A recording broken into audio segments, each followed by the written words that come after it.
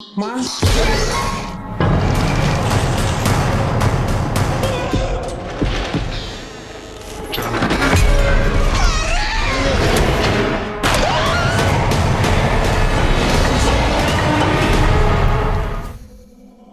গল্পটি শুরু হয় ১৯৭০ দশকের সোমারাং শহরে, যেখানে একটি ঐতিহ্যবাহী বাজারে মানুষের কেনাবেচার দৃশ্য দেখা যায়।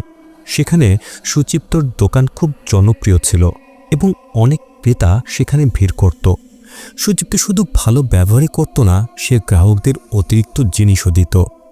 এই কারণে সার্দি নামের একজন ব্যক্তি তার উপর ঈর্ষান্বিত হয়ে পড়ে, কারণ তার নিজের দোকানের ক্রেতারা সুচিত্তর কাছে চলে যাচ্ছিল। সার্দি হলো সুচিত্তর স্ত্রীর ভাই। একদিন বাজার বন্ধ হওয়ার পর সুচিত্ত অনেক টাকা আয় করে, যা সে তার সন্তানের অপারেশনের জন্য হাসপাতালে নিয়ে যায়। এরপর আমরা তার ছোট পরিবারকে দেখি, মার্নি, শিফা এবং আরতি। অপারেশনের কয়েকদিন পর আরতি জ্ঞান ফিরে পায়, কিন্তু সে অদ্ভুত কিছু দেখতে শুরু করে। একজন ভয়ঙ্কর মানুষের আত্মা, যে এখন একটি ভয়ঙ্কর প্রেতাত্মায় পরিণত হয়েছে। এরপর বাড়িতে সে যখন খেলছিল, তখনও সে ওই একই আত্মাকে দেখতে পায়। তবু সে কাউকে কিছুই বলে না। একদিন মার্নি আরদিকে চোখ দেখানোর জন্য ডাক্তারের কাছে নিয়ে যায়, কেননা সে চোখের ব্যথার কথা বলছিল। কিন্তু অবাক করার বিষয় হলো, ডাক্তার জানায় তার চোখ সম্পূর্ণ সুস্থ। অন্যদিকে সুচিত্ত যখন দোকান বন্ধ করছিল, তখন সে দেখতে পায় একটি প্যাকেট দরজায় আটকে আছে। সেটি খুলে দেখে ভেতরে পেরেক রয়েছে, যা সম্ভবত কোনো কালো জাদুর অংশ। সে সন্দেহ করে এটি হয়তো সার্দির কাজ। রাগে সে প্যাকেটটি ফেলে দেয় এবং বাড়ি ফিরে যায়। বাড়িতে এসে সে তার কাঁধে অস্বস্তি ভার অনুভব করে এবং বিষয়টি তার স্ত্রীকেও জানায়। এরপর সে আরদিকে ঘুম থেকে ডাকে। আরদি ঘুম থেকে উঠে তাকাতেই চিৎকার করে ওঠে। সে দেখে তার বাবার কাঁধে এক ভয়ঙ্কর আত্মা বসে আছে। ভয়ে কাঁপতে কাঁপতে সে মায়ের কাছে গিয়ে সব বলে দেয়। এই ঘটনার পর সুচিত্ত রুস্তাম নামের এক ওঝা বা তান্ত্রিককে ডেকে আনে, যেন সে আরতিকে পরীক্ষা করে দেখতে পারে। রুস্তাম সুচিত্তকে জানায় এমন ঘটনা হওয়া অস্বাভাবিক নয়। অপারেশনের পর আরদির অতি ইন্দ্রিয় দৃষ্টি খুলে গেছে। সে এখন অদৃশ্য জগতের সত্তাগুলো দেখতে পারে। গতরাতে যে মহিলাকে আরদি দেখেছিল, সে আসলে সুচিত্তর সঙ্গে বাজার থেকে এসেছিল। তবে ভালো বিষয় হলো, রুস্তাম সেই আত্মাটিকে তাড়িয়ে দিতে পেরেছে। এরপর সুচিত্ত জিজ্ঞেস করে এইসব কিছু কিভাবে বন্ধ করা যাবে। রুস্তাম বলে, এত ছোট একটা বাচ্চার জন্য এমন অতীন্দ্রিয় শক্তির সঙ্গে লড়াই করা খুব কষ্টের, তাই এই শক্তি পুরোপুরি বন্ধ করা সম্ভব নয়। তবে তার দেখার ক্ষমতাকে সীমিত করা যেতে পারে। তখন আরতি শুধু তাদেরই দেখতে পাবে যারা নিজেরা প্রকাশ করতে চাইবে। যারা চাইবে না, তাদেরকে সে দেখতে পারবে না। এই কাজটা আমি করতে পারি। এরপরে রুস্তাম আরও একটি গুরুত্বপূর্ণ কথা বলে, সেটা হলো যতটা সম্ভব আরদিকে বাজার এড়িয়ে চলতে হবে, কারণ বাজারে থাকে প্রতারণা, মিথ্যা, জালিয়াতি, প্রতিশ্রুতি ভঙ্গ এবং মিথ্যা শপথ। বাজারকে সে সবচেয়ে খারাপ জায়গা হিসেবে বর্ণনা করে, কারণ সেখানে এমন এক জগৎ আছে যা কেউ দেখতে চায় না। এছাড়াও সেখানে শয়তানি শক্তির সঙ্গে জড়িত ব্যবসা, শিরক, অর্থ লাভের জন্য অস্পদ চুক্তি, এমনকি কালো জাদুর মতো বিষয়ও রয়েছে। এরপর গল্প এগিয়ে যায় ১৯৮৩ সালে, যখন আরতি ও সিফা কিশোর বয়সে পৌঁছে গেছে। সুচিত্ত পরিবারে নতুন সদস্য যোগ করেছে, আরতি ও শিফার ছোট ভাই, যার নাম আরিফ। একদিন সকালে নাস্তার সময় মার্নি আরতিকে মনে করিয়ে দেয় তাকে স্কুলের ফি দিতে হবে। আরতি তখন টাকার কথা মনে করে এবং মায়ের কাছে কিছু হাত খরচও চায়, কিন্তু মা তাকে বলে বাজারে গিয়ে বাবার কাছ থেকে টাকা নিতে। এই কথা শোনা মাত্রই আরতির মুখের ভাব পাল্টে যায়, কারণ সে মনে করে রুস্তাম তাকে ছোটবেলায় বাজারে যেতে নিষেধ করেছিল। তবে কোনো উপায় না থাকায় সে বাজারে যায়। বাজারে পৌঁছানোর পর আরতি খুব শক্তিশালী এক নেতিবাচক শক্তি অনুভব করে। ভেতরে ঢুকে সে দেখে একটি খাবারের দোকানে বিক্রি বাড়ানোর জন্য ব্যবহার করা হচ্ছে এক শয়তান জিনের লালা।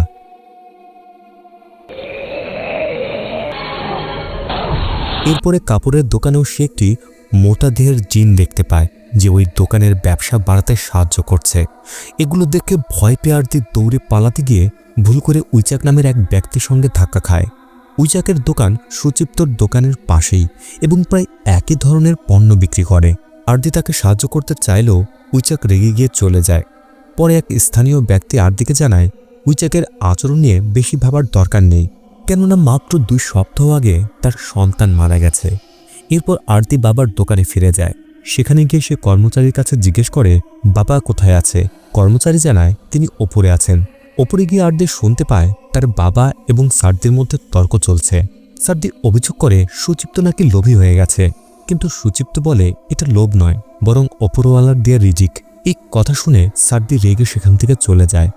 আরতি ভাবতে থাকে সার্দি কেন এখনও তাদের পরিবারের কাউকে দেখতে পায় না। সম্ভবত সে ঈর্ষান্বিত, কারণ সুচিপ্তর দোকান সবসময় জমজমাট আর তার নিজের জীবন খুব কষ্টের। এমনকি তার স্ত্রী ও সন্তান মারা গেছে, দোকানও ভালো চলছে না। তবে সুচিপ্ত আরদিকে বুঝে বলে যাই হোক না কেন সার্দি তার চাচা। এরপর আরদি বাবার কাছে পড়াশোনার জন্য টাকা চায়। এজন্য সুচিপ্ত একটি ঘরে যায় যেখানে সে খুব গোপনীয়ভাবে কিছু রাখে। আরদি বের হওয়ার পর আবারও বিভিন্ন দোকানে শয়তানি জিন দেখতে পায়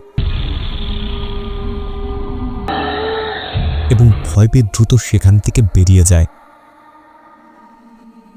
রাতে আরিফ কৌতূহলবশত আরদিকে জিজ্ঞেস করে সে বাজারে কি দেখেছে, কিন্তু আরদি সরাসরি কিছু না বলে শুধু জানায় এই ধরনের ষষ্ঠ ইন্দ্রিয় থাকা ভালো নয়, এর কোনো উপকার নেই। এদিকে সুচিপ্ত আবারও কালো জাদুর কিছু জিনিস পায়। প্যাকেটটি খোলার পর দেখা যায় ভেতরে একটি খুলি রয়েছে। একই সাথে ভয়ঙ্কর শব্দ শোনা যায়। আগের মতোই সুচিপ্ত আবারও সেই জিনিসগুলো ফেলে দেয়। রাতে ঘুমের মধ্যে সুচিপ্ত অসুস্থ অনুভব করতে থাকে। হঠাৎ করে সে পৌঁছে যায় বনের মাঝে, যেখানে তাকে একটি রিচুয়ালের বলি হিসেবে ব্যবহার করা হচ্ছে। সেখানে এক ডাইনি তান্ত্রিক ছিল যার নাম হলো ইয়াতি। সে সুচিপ্তর শরীরে অশুভ শক্তি প্রবেশ করায়। এই ঘটনা শুধুই কোনো স্বপ্ন ছিল না, কেননা সুচিপ্ত বাস্তবেও সেই যন্ত্রণা অনুভব করে। পরের দিন সকালে পরিবার নিয়ে নাস্তা করার সময় হঠাৎ সুচিপ্ত রক্তবমি করতে শুরু করে এবং জ্ঞান হারায়। এতে আরতি ও পরিবারের সবাই আতঙ্কিত হয়ে পড়ে। হাসপাতালে নেয়ার পর ডাক্তার পরীক্ষা করে বলে তার শরীরের ভেতরে কোনো সমস্যা নেই, সব কিছু ঠিক আছে। আরও অদ্ভুত বিষয় হলো সুচিপ্ত হঠাৎ বাড়ি ফিরে যেতে চায় এবং কোনো ওষুধ নিতে চায় না।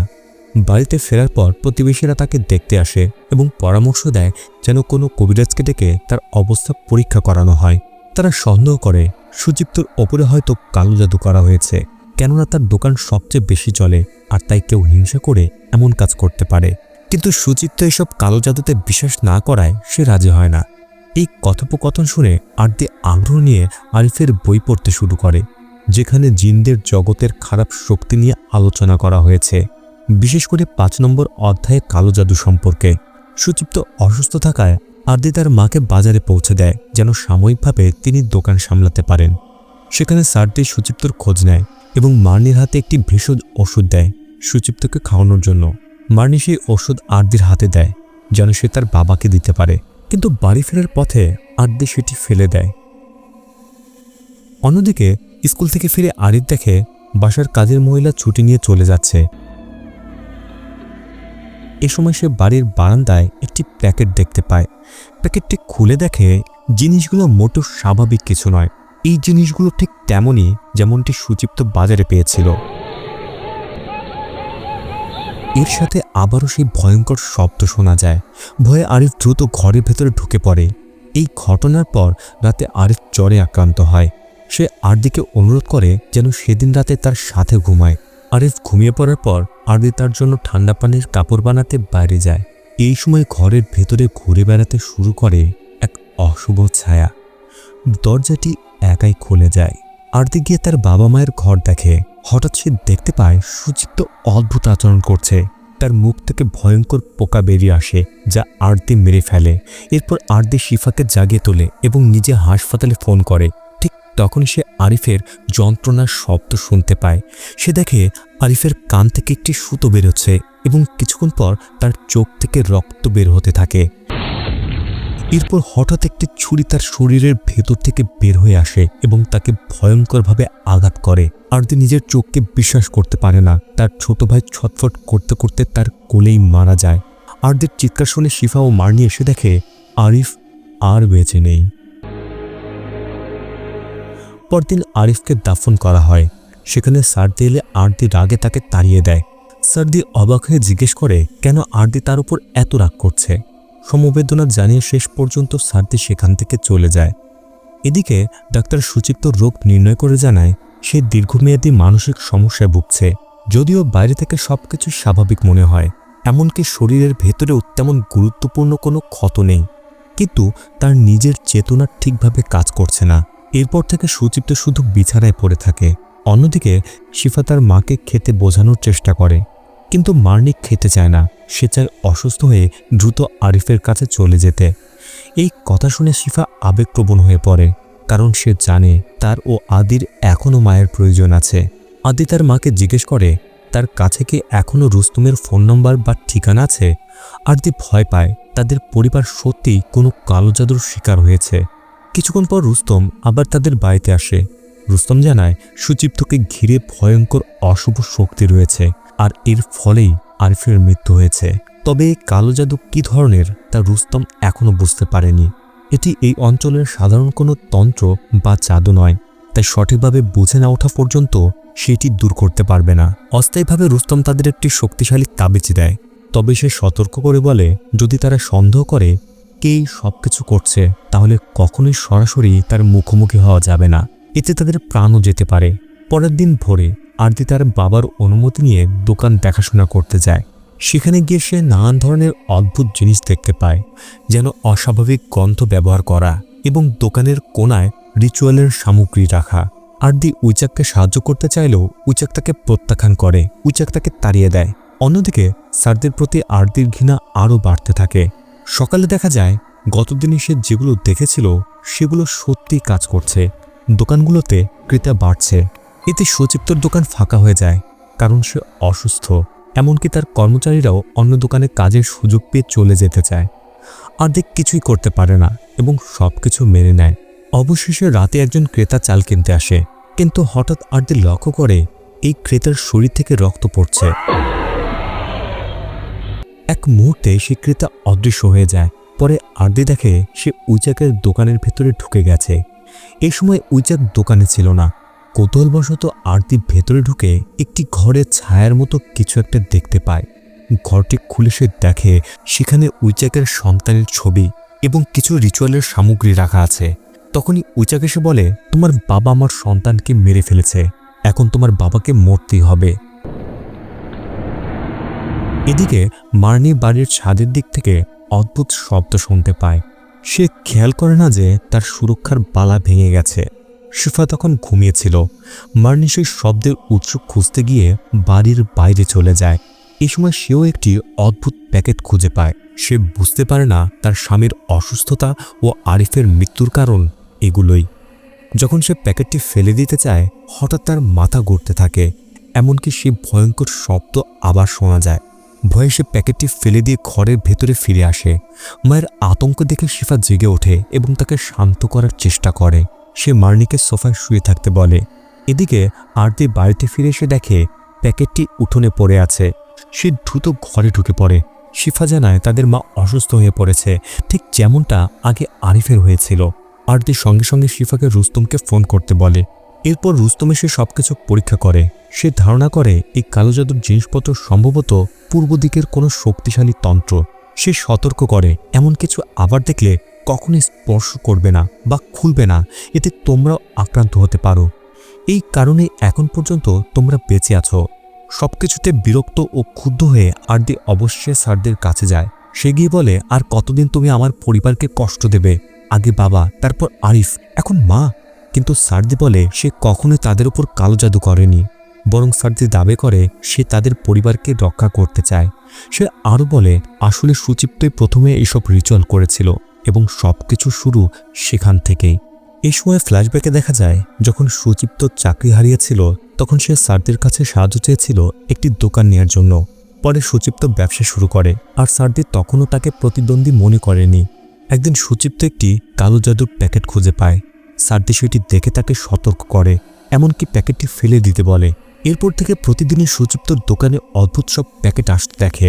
ধীরে ধীরে তার দোকানের ক্রেতা কমে যায়, এমনকি একসময় একটাও ক্রেতা থাকে না।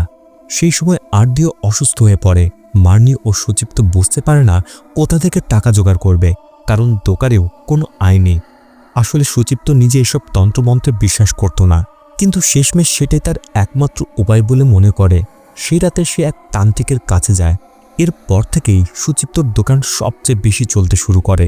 এই তান্ত্রিকের শক্তি বাজারে অন্য সব তান্ত্রিকদের চেয়েও বেশি ছিল, ফলে প্রতিবেশীদের সব ক্রেতা সুচিপ্তর দোকান চলে আসে। এমনকি সেই তান্ত্রিক অন্যদের পাঠানো কালো জাদু ফিরিয়ে দিতে পারত।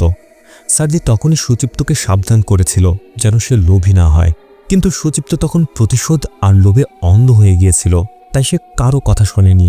এক পর্যায়ে মার্নিও এর শিকার হয়। এক্সরে করলে দেখা যায় তার পেটে অনেক পেরেক ও ধারালো বস্তু রয়েছে।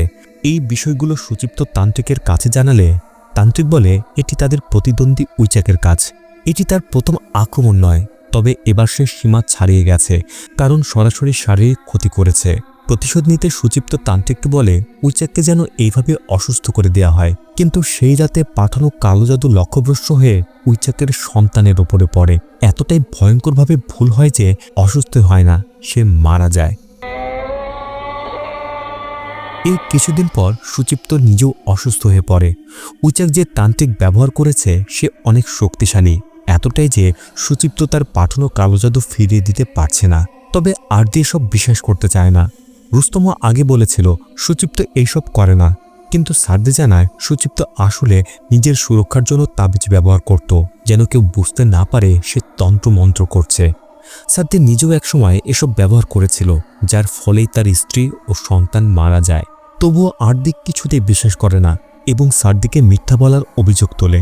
শেষমেশ সার্দি আরদিকে বলে সেজন্য তার বাবার গোপন ঘরটি দেখে আসে। এরপর আরদি সেই ঘরে গিয়ে দরজা জোর করে খুলে ফেলে। ভেতরে ঢুকে সে দেখে সত্যি তার বাবা তন্ত্রমন্ত্র করত। সার্দির সব কথা সত্যি ছিল। সেখানে একটি বয়সে এম্বার নাম্বার পায়। পরদিন আরদি সেই নাম্বারে যোগাযোগ করে এবং এম্বার বাড়িতে যায়। সেখানে গিয়ে সে এম্বার মেয়ে রেতনোর সাথে দেখা করে। আরদি যে সুচিপ্তর ছেলে এটা জানার পরই রেতনোর মুখের ভাব বদলে যায়, কারণ সুচিপ্তর জন্যই এম্বারে এখন অসুস্থ হয়ে শয্যাশায়ী, ঠিক যেমনটা সুচিপ্তর হয়েছে। উইচ্যাকের সন্তান মারা যাওয়ার পর এম্বা বলেছিল সে নাকি অদ্ভুত কণ্ঠের শব্দ শুনেছে এবং একটি বিশাল কালো ছায়া দেখেছে। তারপর থেকে তার এই অবস্থা, তাই সে আর সুচিপ্তকে রক্ষা করতে পারছে না। উইচ্যাক এমন এক তান্ত্রিক ব্যবহার করেছে যার শক্তি এম্বার থেকেও অনেক বেশি। এই শক্তি এসেছে পূর্ব দিক থেকে এবং তারা যে কালো জাদু ব্যবহার করেছে এটি অত্যন্ত উচ্চ স্তরের কালো জাদু। এই তন্ত্র করতে হলে গভীর প্রতিশোধ ও কষ্টের ভিত্তিতে আত্মত্যাগ প্রয়োজন হয়। তাদের সমুদ্র তীরবর্তী 7টি ভিন্ন স্থানে দীর্ঘ রিচুয়াল করতে হয়, যেন সমুদ্রের ওপার থেকে এক শক্তিশালী শয়তান জিনকে ডাকা যায়। এই শয়তান জিনের নাম হলো সোয়াঙ্গি। সে সমুদ্র পেরিয়ে আসতে পারে, যা তার শক্তির প্রমাণ। এরপর আরদি সার্দের কাছে গিয়ে জিজ্ঞেস করে সে কি এই বিশেষ কালো জাদু সম্পর্কে কিছু জানে, কিন্তু সার্দি জানায় সে কখনোই এই ধরনের জাদু সম্পর্কে শোনেনি। ঠিক তখনই তারা আবার সেই ভয়ঙ্কর শব্দ শুনতে পায় এবং দ্রুত বাড়ির দিকে ছুটে যায় যেন মার্নিকে বাঁচাতে পারে। অন্যদিকে মার্নি জেগে উঠে শিফাকে বলে তাকে গরম চা বানিয়ে দিতে। চা বানানোর জন্য শিফা রান্নাঘরে যায়। এই সময় মার্নির পেটে তীব্র ব্যথা শুরু হয়। মায়ের চিৎকার শুনে শিফা দ্রুত ঘরে দৌড়ে যায়। সেখানে গিয়ে সে দেখতে পায় তার মা ধীরে ধীরে ভয়ঙ্কর যন্ত্রণায় মারা যাচ্ছে।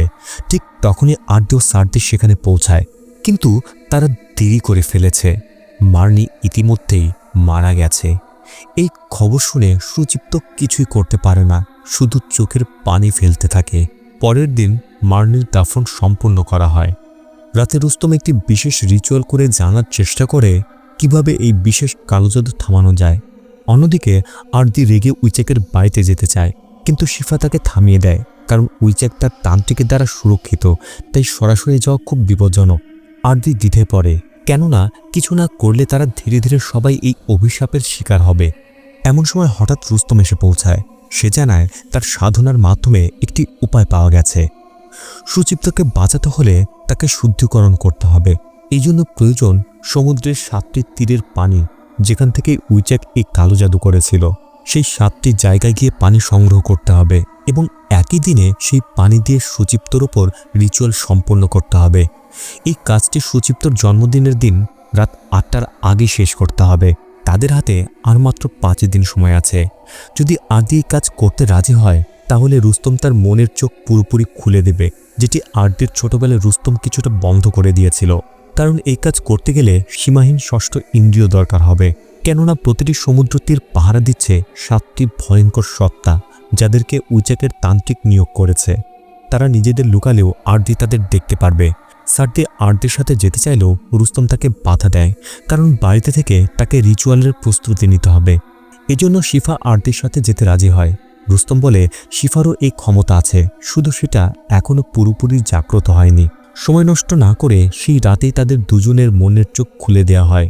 তারপর রুস্তম তাদের যাত্রা শুরু করতে বলে এবং নির্দেশ দেয় পূর্ব দিক থেকে পশ্চিম দিকে এগোতে হবে। তাদের এই অতি ইন্দ্রিয় দৃষ্টি নিজেই বলে দেবে কোথা থেকে শুরু করতে হবে। কিছুক্ষণ পর তারা প্রথম সমুদ্র তীরে পৌঁছে যায়, যেখানে গিয়ে তারা কাজ ভাগ করে নেয়। শিফা প্রদীপ নিভিয়ে দেয় আর আরদি সমুদ্রের কিনারা থেকে পানি সংগ্রহ করে। কিন্তু তারা চলে যাওয়ার সময় হঠাৎ তাদের সামনে চলে আসে পাহারারত জিন। পেছনে তাকিয়ে তারা দেখতে পায় সেখানে আছে এক ভয়ঙ্কর জিন। দ্বিতীয় স্থানে পৌঁছে তারা এক কালো টাক মাথার জিনের মুখোমুখি হয়। তৃতীয় স্থানে তাদের আক্রমণ করে লম্বা গোলাপি চুলের এক বৃদ্ধ জিন।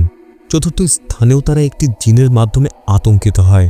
পঞ্চম স্থানে তারা লম্বা, শুকনো ও ভয়ঙ্কর এক অদ্ভুত সত্তার মুখোমুখি হয়। ষষ্ঠ স্থানে তাদের সামনে আসে এক মোটা দেহের মাথাবিহীন শয়তান। অবশেষে তারা শেষ সমুদ্র তীরে পৌঁছায়। সেখানে তারা এক অদ্ভুত ভয়ঙ্কর সত্তার দ্বারা আক্রান্ত হয়।